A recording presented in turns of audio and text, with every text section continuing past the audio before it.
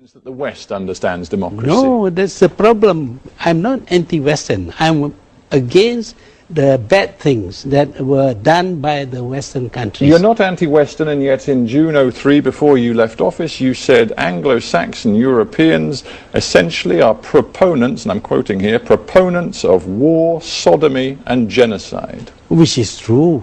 You must admit. But you're not anti-Western. I'm stating the fact. This is their character. And I will continue to say so. So when you come here you sit in the Hard Talk studio in the heart of London, you regard yourself, do you, as in one of the headquarters of war, sodomy and genocide? Well, I come here, of course, expecting to be lambasted by you because that is the way you work. Well, I'm not lambasting you at all. I'm trying to tease out whether you believe it was a mistake for you to use this sort of language, because you clearly cut yourself off from any sort of meaningful dialogue with the West when you used these words. The Europeans used to call us the lazy Malays, incompetent Malays, untrustworthy Malays. We couldn't say a thing about you. So when I was in a position to say what we think about you, and I said it, and you don't like it. When you said it to us, you expect us to like it. We didn't like it, but we had no way of making our voices heard. I'm just wondering how you feel about democracy. Of course, in the world since 9/11, the United States and a coalition of partners led by the United Kingdom have talked a lot about spreading democracy. Do you believe in democracy? If you look at the history of the West, they come up with all kinds of ideologies. They use it for some time and then they found it defective and they drop it and start on another. One day they are going to forget about democracy, because in some countries democracy actually ended up with anarchy, and there were practically no governments. It's not a system that can fit everybody. You must have a certain understanding of the limitations of democracy in order to make it work. Is that why you were not a Democrat? Why you in the end did behave like a dictator? Well, that is something that the West would like to say about me. I'm a dictator. Well, I'm just quoting your own words from 2002. You said, it's good governance people need. You said, feudal kings, even dictators, have provided and can provide good governance. That is very true. That is very true. So why disguise your real feelings? Why not just say to me, yes? The great civilizations of the past did not have democracies, and yet they became great. It's not necessary that the system will work for everybody. But if you have a bad leader, even the democratic system would fail.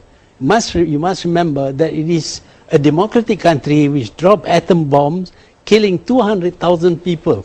How do you think the Malaysian public will respond to you saying, look, you know what, democracy isn't the best system, and in fact dictatorship can often work better? I went through 5 elections, and I won all the elections with a 2/3 without a majority. free press, locking up many of your opponents. That you go again about locking up many of my opponents. Who were they? I don't know how many times I have to tell you that I've studied the Human Rights Watch reports, the Amnesty International reports, studies from the State Department, from the Canadian government. These are biased reports. The first thing I did on becoming the Prime Minister in 1981 was to release political prisoners who were detained by my predecessors, 22 of them, including many members of the opposition. And a 1984 press law which required newspapers to get a new license every single year, made it very easy for you to quieten them down, didn't it? No, it has always been there. The press law has been there because we live in a country. You know you did. Oh no, I didn't. I didn't do that. But I don't know where you get your information from. But the fact is that we have a multiracial country.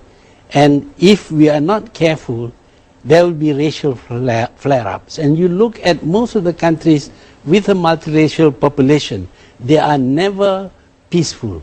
Even Northern Ireland, it took you such a long time to stop the war in Northern Ireland. Talking of peace, you did worry about the stability of your country, didn't you? That's why you were very strong, very tough with Islamist extremism inside Malaysia. Yes, it is necessary. Well, I just wonder in that case then, why before, again, just before you left office in October '03, why did you tell the Islamic Summit Conference that, and I'm quoting again a very famous speech, it's a little bit long, but 1.3 billion Muslims cannot be defeated by a few million Jews, you said. We're actually very strong. The Europeans killed 6 million Jews out of 12 million, but today the Jews rule this world by proxy. They get others to fight and die for them. You went on to say, but the Jews have become arrogant, and arrogant people, like angry people, will make mistakes, and there may be a window of opportunity for us. I'm stating facts. I'm willing to say that again and again, that this is what has happened. Anti-Semitic and racist, that was called by many governments and people around the world. This idea about anti-Semitism is created by the Jews themselves. We cannot say anything. In fact, journalists have been arrested for saying something against the Holocaust and jailed for 3 years. Where is the freedom of press? So those words I quoted, in your view, are not anti-Semitic? No, they are not anti-Semitic. I'm just quoting facts. The fact is that the United States obeys what Israel wants it to do.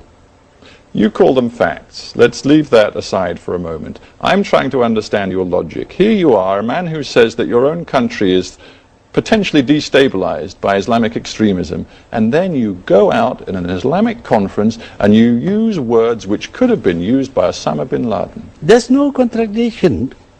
No contradiction at all. Well, forgive me, but I see a major contradiction. I don't want Islamic terrorism any more than I want Jewish attacks against Israel or American bombs on Baghdad. It is not incompatible. Do you feel confident that people still listen to your message? Well, I wouldn't be able to say. In Malaysia, people Why should people worry about me? In Malaysia, people say, and I'm talking about the Prime Minister, the Leader of Opposition, it is time for you to be quiet. Why should I be quiet? You mean to say when they are doing something that is wrong to my country, and I should not say anything? I would be irresponsible if I were to do that. Dr. Mahathir Mohamad, thank you very much for being on Hard Talk. You're welcome. Thank you very much. Perjuangan kita belum selesai, kerana hanya yang cekal dan tabah dapat membela mercu anda